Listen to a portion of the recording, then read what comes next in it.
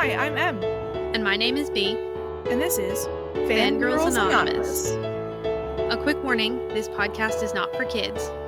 We get into some pretty explicit stuff. But if you're still with us and into that, welcome.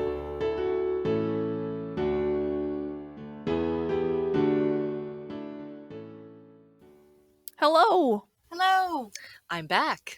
And for part 2 of this series with Misssampo, we're going to be diving more into, I don't know, how would you put it? This episode is where I have tricked these wonderful people into letting me just ramble on about asexuality and fandom, specifically specific examples of stuff that was a little asophobic and kind of bad, and, not to point fingers at anyone, we're not going to be naming names, but, why that stuff can come about and how to maybe avoid it in discussions about fandom stuff. And then a good example where I just ramble on and on about very good ace representation that I love. And this is all canon stuff, right? Yes. Mm-hmm. If you want to know more about our lovely guest Misssampo and about why she is more than qualified to talk about this stuff, I would highly recommend listening to our first part. I also would just recommend in general listening to our first part because Misssampo is amazing. Flatter me. Yeah, it really has been wonderful having you be our first guest on this podcast. I'm very excited to be here. Thank you for having me. Just to lay down some groundwork, which a lot of this was touched on in part 1, but very briefly, asexuality definitions, things that are important that might get brought up later. Asexuality itself, that is when an individual does not feel sexual attraction. It does not mean that their genitals don't work. It doesn't mean that they're incapable of feeling any kind of arousal. Some of that stuff might be coincidentally associated with someone who does happen to be asexual, but that is not part of the definition. Just like how a lesbian is a woman who is only attracted to other women, an asexual person is someone who is not sexually attracted to a person. It's just an absence, hence the A of asexuality. And we are, in fact, part of the queer community. If you see the acronym LGBTQIA, that might have been changing. I think it's a P now, but the A is not for allies, it is for asexuals. And I'm pretty sure it's LGBTQIAPP, like 2 A's and 2 P's, but I'm not part of the umbrella, so I'm sorry if I'm wrong. I am just a dinosaur who never goes on the internet, so I'm always the last to hear about these things. So and yet you're on a podcast. I know. I don't know how I tricked you about people fan into fiction, which exists on the internet. I mean, I certainly go on AO3, but I don't talk to people there. So, to elaborate on that, some things that also might come up, jokes within the community. One big one, cake. Beautiful, delightful. If you ever want to get an asexual person on your side, cake jokes, which came about from a joke on forums for asexual people of, well, everyone's so obsessed with sex, we should be obsessed with something too, in a joking fashion. And then, well, what's better than sex? Cake. So whenever asexuals are meeting up, it is practically required by law that cakes are brought, everyone has a good time with them, and that's just, a silly joke to bring up. Something slightly less silly is the Asexuality Ring, as a signal, kind of in the way that the handkerchief code or specific earrings for men back when being gay had to be way more on the DL for safety reasons and social reasons alike. Asexuals can wear a black ring on the middle finger of their right hand, and that can signal to people that they are asexual. One example in the wild is not just me, who is wearing one right now, which you guys can't see, is Red, one of the hosts of Overly Sarcastic Productions. She is openly asexual, and if you look on the live recorded version of their own podcast, Overly Sarcastic Podcast, when she moves her hand, you can see that she's wearing an ace ring on her right hand, and it's delightful. So shout out to fellow asexual for Pride. And if you are not following Overly Sarcastic Productions, what are you doing? Go learn about mythology and history. It's delightful. Don't worry, we will have links in the show notes. Yes. So moving from fun talk about cake and rings, we have to get into the serious part now, which is acephobia. So acephobia, just like homophobia, is discrimination against asexuals and defining it as an invalid way for someone to live their life and be human. And as such, acephobia is harmful. It is common. It is hurtful, not only just emotionally to people that are asexual, but it can be, socially dangerous and damaging. Just one example that I can think off the top of my head is consummation laws about marriage. If an asexual person wants to get married but is uncomfortable with having sex with their partner, their marriage can be annulled at basically any time, depending on the laws of the state they're in America, because a marriage is not considered valid unless it is consummated through sex.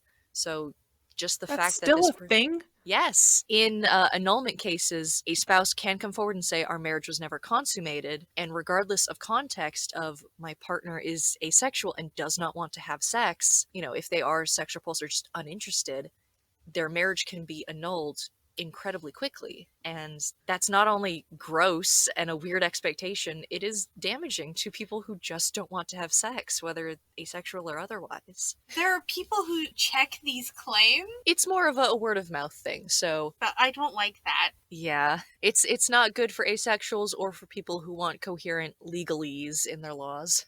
Well, America, or the United States, is definitely known for its coherency of laws. Anyway. Oh, most certainly.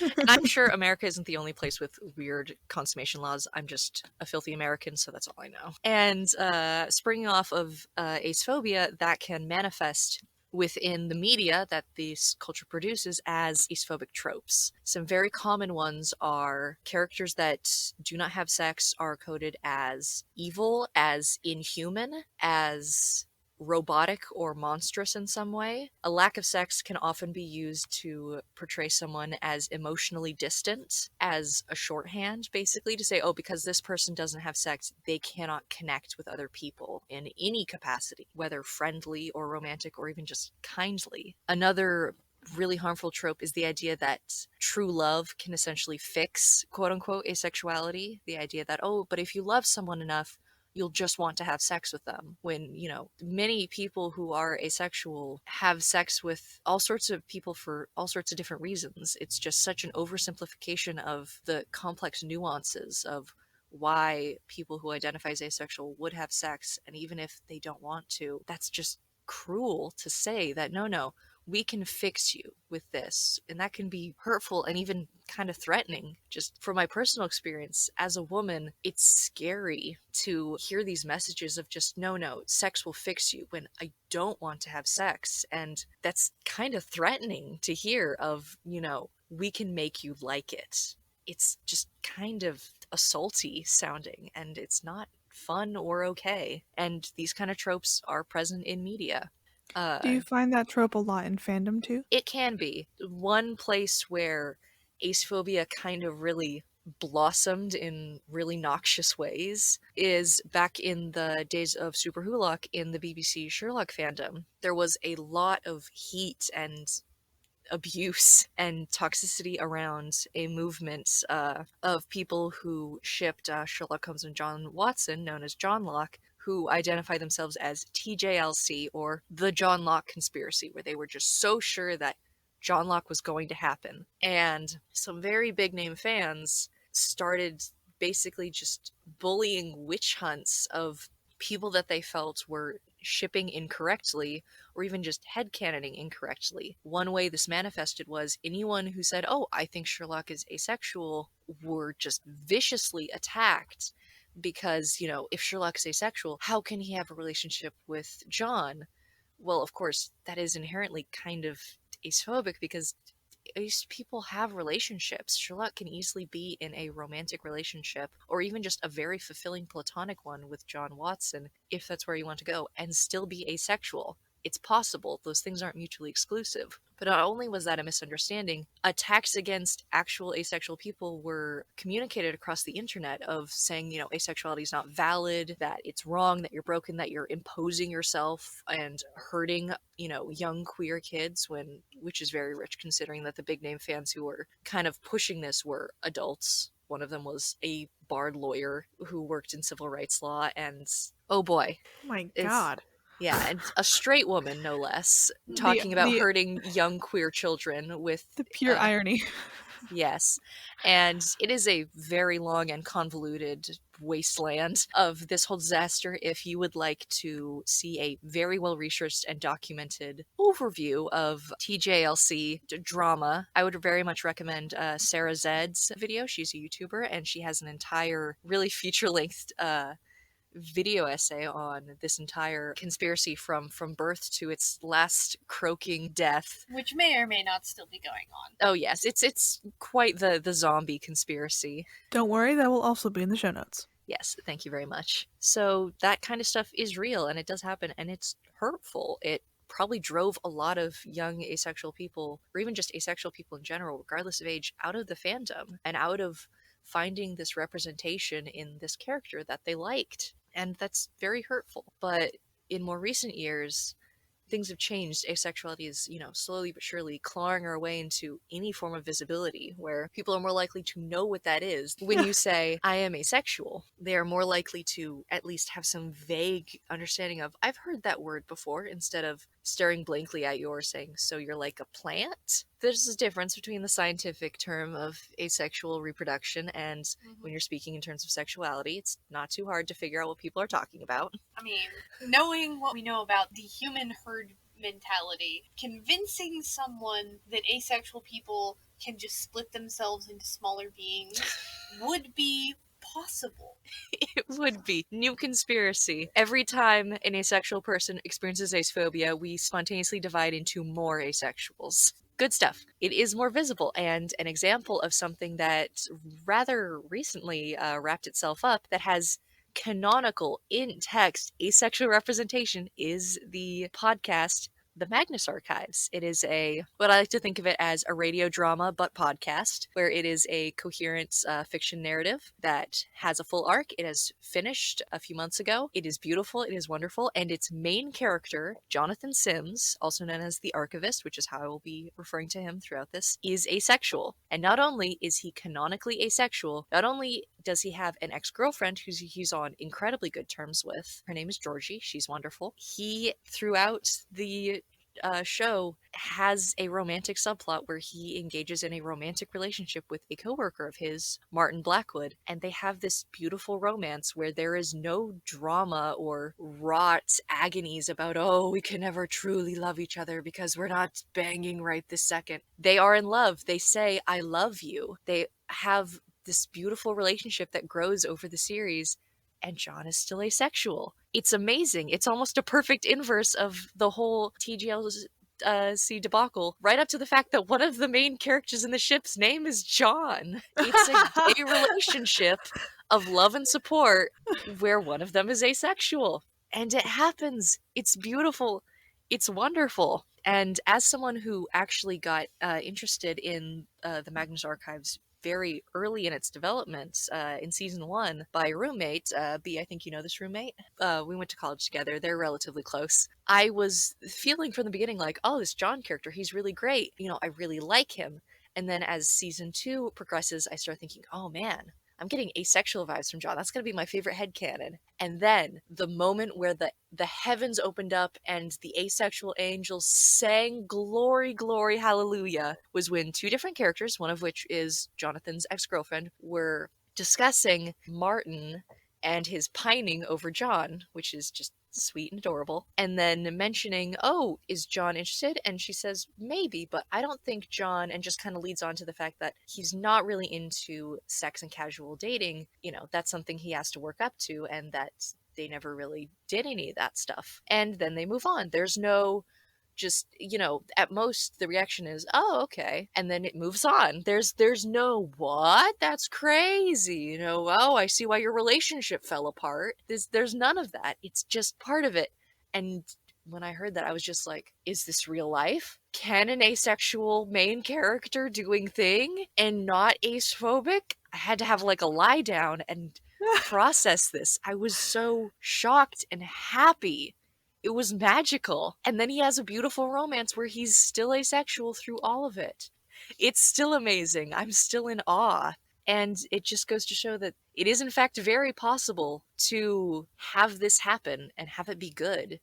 And if you listen to the behind the scenes discussion between the creators of the podcast, the head writer, whose name is also Jonathan Sims. No.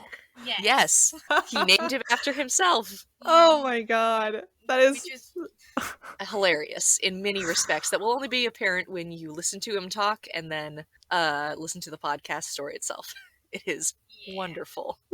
And the director also, who is often talking about this, he also helps construct the story, and he is the voice of Martin, which just makes these things very funny, where you listen to these, intense romantic discussions and this drama between these two, and then they're just casually talking as coworkers who are working on this thing and being very casual with each other. It's whiplash, but it's hilarious whiplash. Damn.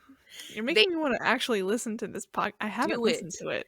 Do it. Everyone who is listening, if you have the brain space and the time, please listen to the Magnus Archives. Give Rusty Quill, the producers of it, your money. They deserve it. It's wonderful. Full knowledge that it is a horror podcast. It is. So be sure to look at any trigger warnings they have. Yes, they compile them very well in the show notes of their own podcast. So if you can handle horror, do it. It's not gory, explicit stuff. It is Lovecraftian psychological stuff, and it is very well written. Smattering of existentialism. Oh yes, but it's very good. And it has canon ace characters in there, so...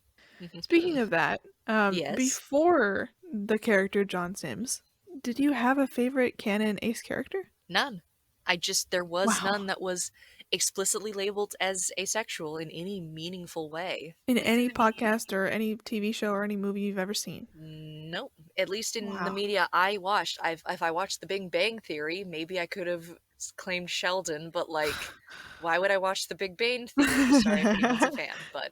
There's also the fact that I wouldn't with any certainty say that, in my personal experience, I have ever experienced some other form of media that has ace characters, simply because media likes to do a thing that I call minority roulette, where they're allowed to have they have a certain number of slots that they're allowed to fill, and they sort of spin a wheel, and whatever minority comes up is who gets to fill the slot, and then you have to kill off a minority and spin the wheel again to get a new one. Yeah. So it's entirely possible that there has been an ace character somewhere that got stuck there via minority roulette, but if it isn't meaningful and it doesn't strongly inform their character in a narrative sense, and it's not memorable, it's sort of like, well, what was the point of making them that anyway? Yeah. With that, it's a big leap, and hearing the creators talk about, we originally didn't think about, that wasn't our original plan. We had kind of discussed, well, this isn't a romance. It's a horror podcast. And then later, as John, the archivist, kind of came to life within the story, as characters are wont to do as a writer, I can very much agree with that. They said to each other, oh, I think John is asexual. And then, oh yeah. And then they wrote in someone mentioning, yeah, John is asexual. And then joke's on them. Turns out it was a romance. And that continued. There was no need to retcon anything because none of that was contradictory. And they knew that. They knew that none of that contradicted itself. And it just, thank you. Thank you both for knowing that and giving us this character, because it's an amazing story and I love it, but just even if it wasn't as good as it was, the fact that there's a character in this story that is asexual, people say he is asexual, and he can live his life and even have a beautiful and fulfilling romance without it being the end of the world that everyone has to struggle through, is magical. It's just wonderful to have, and I hope this causes a trend of people realizing, oh yeah, asexuals exist, and not only do they exist, they can do more than just be the android character in a sci-fi, or the weird one that we're going to code with really problematic and stereotypical neurodivergent tropes. There is a universe of possibility. Asexuals too can be a wedge on that Russian roulette. They can be that. They can also be shock, horror, gasp, the main character. Yeah, of course. Do you want to get into the Rex? Sure. Rec Corner! Alright, so I just have the one, but it is a very good one. I would recommend, not just because it's Rec Corner, I would really recommend everyone read it. It's great. It is so good to the point that it is a time travel fix-it, and that is not my cup of tea, but I reread this religiously. It is called Yesterday's Here by CirrusGrey, and the hesitation is that for a second I thought it was CirrusGrey, but no second C. CirrusGrey, Yesterday is Here, for the Magnus Archives. And as it is a horror podcast, things go wrong, and this deals with a future John stumbling into the archives where his season 1 self works, looking at himself in the eye, laughing maniacally and saying, "I'm you from the future," when John asks what the hell's going on, and then he collapses face down in a dead faint. And from there, it is them trying to stop the nonsense that happens in later seasons from happening. And not only is that all happening, it is future John and future Martin looking at their past selves and then seeing, I think we can make this work without needing so much pain to happen before we realize that we're very good for each other. It's wonderful. Both romances from past and future selves are cute and adorable, and at times both heartwarming and a little heartbreaking. Heartbreaking because, and I love that they went there and they did it well, past John kind of has a bit of the old internalized acephobia inside him, and future John kind of confronts him on this and helps him work through it and come to terms with himself and realize that you're okay. You're not broken. You're not hurting people by being like this. It's okay, and you can still have fulfilling relationships, whether or not they are romantic or not. They're just what you're comfortable with. You are a whole human being. Yes, that's exactly it. And that's how it feels to just kind of be told that. And it kind of chokes me up the first time I read it, because it was me going, I could have saved myself so much pain if I had anyone at all, who could have told me that I was complete and not broken or defective in some way. It would have saved me so much agony. And to see, basically someone's older self tell them that, it's just, as someone who, not to get too personal, but struggled a lot with self-hatred, just that concept of your elder self going to your younger self and saying, it's okay, you are okay, is just, it kind of gives me the teary eyes. So that is my recommendation. That was a serious note. We need someone else to pick up the mood. So, Yells, Rex, go. I don't know how much I can give you a pick-me-up here. Much like Misssampo here, I am wrecking a fic from the Magnus Archives because wonderful canon ace representation, and because, as seems to have been a running theme, there isn't a whole lot of ace in fandom to choose from. So this one does not as explicitly deal with those themes. It is a fic called Fell in Your Opinion When I Fell in Love with You by Athena Blaine. It's not from John's point of view, but from his partner Martin's, and it's set fairly early in the series. It's canon divergent, and it's about that character having some pretty big misunderstandings with John, and John sort of turning around and trying to be a better person, and them finding a relationship that's a lot healthier and with a lot better communication between the two of them. It's a little bit sad to start with because the character Martin does not start out with the most spectacular life, but it does get better, and it's really cute, and as a character study I really enjoyed it. It's one of the first ones I read in this fandom, and I just sort of went, hey, this is a really wonderful view of this character and his struggles, but it also has a fun twist where it sort of speeds up the relationship that evolves. So you're like, instead of having to get through X number of seasons to be like, yay, they're together, you just get to fast forward and be like, and now they're together. So my rec is not from the Magnus Archives because I have not listened to it and I have not read any fic. My rec is To Build a Home by Subtlehysteria. I know I've already spoken about this rec in my Mandalorian episode, but I did not talk at all about, I don't think I did anyway, talk about how Din is asexual in the fic, and Luke is not. Basically, Luke is a kindergarten teacher, and Din has a bodyguard company, and it's very cute. Din brings his son, Grogu, to kindergarten, who is a mute kid, and there's a lot of ASL in there. But what's cool about the fic, I think, is the asexual representation. Din eventually confides to Luke that his last relationship kind of forced them on him, and he is asexual, and obviously that would be terrible for anybody, but because he's asexual, it was really, really hard for him to ever want to be in a romantic relationship again, because he's not aromantic. And Luke obviously is a wonderful person, so he is just throughout the whole fic, there's nothing that goes on, basically. I think that they kiss a couple times, but even that takes a while for them to get to, because it's really just about a couple being romantic with each other the whole time. And it's almost accidental that one is asexual and one is not. The fic itself is just wonderful. But regarding the whole asexual representation bit and how one of the main characters in the fic is asexual, I think it's really great. I'm not asexual and I'm not aromantic, but just from what I've heard from Misssampo and what I've seen online, I think it's a really good representation of asexuality. Not problematic, but I think Din as a character,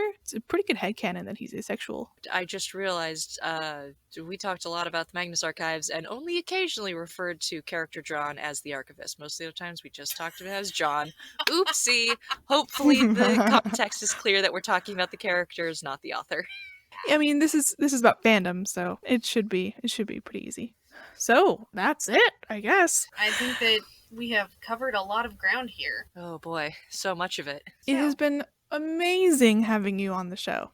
And it has been amazing being here. Thank you for letting me just kind of take over and ramble about something that is super important to me. Nice to have somebody else's point of view on this. Absolutely. Speaking of that, we will eventually be seeing Misssampo again, because we're planning on doing a fandom exchange with her.